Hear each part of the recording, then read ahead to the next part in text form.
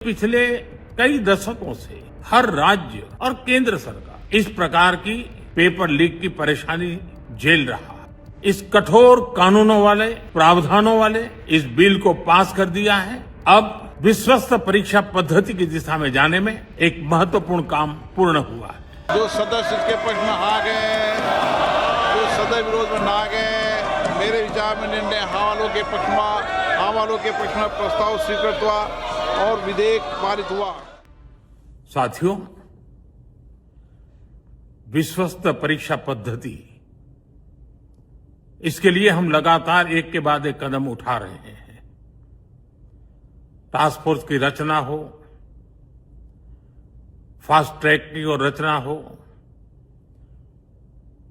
राज्यों के सुझावों को ध्यान में लेना हो, क्योंकि पिछले कई दशकों से हर राज्य और केंद्र सरकार इस प्रकार की पेपर लीक की परेशानी झेल रहा है। बच्चों के भविष्य को भी इसके कारण संकट पैदा हो रहा है। इन सब को ध्यान में रखते हुए देशव्यापी सभी राज्यों में भी और केंद्र में भी शिक्षा पद्धति में सुधार अनिवार्य हो गया है।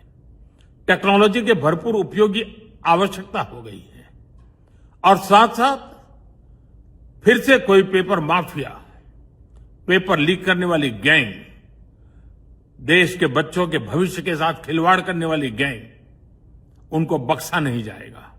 इसलिए कठोर कानूनों की भी जरूरत है।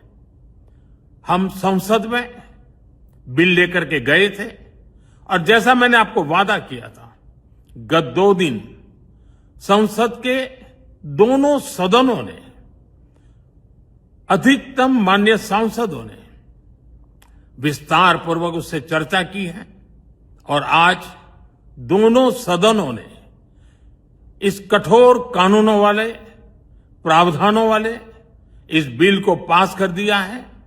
अब विश्वस्त परीक्षा पद्धति की दिशा में जाने में एक महत्वपूर्ण काम पूर्ण हुआ है। काम आगे भी चलता रहेगा।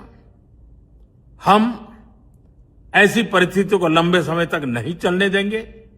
इस विश्वास के साथ साथियों, आइए हम सब मिल करके विकसित भारत के स्वप्न को पूर्ण करने के लिए कंधे से कंधा मिलाकर के चलें। बहुत बहुत धन्यवाद।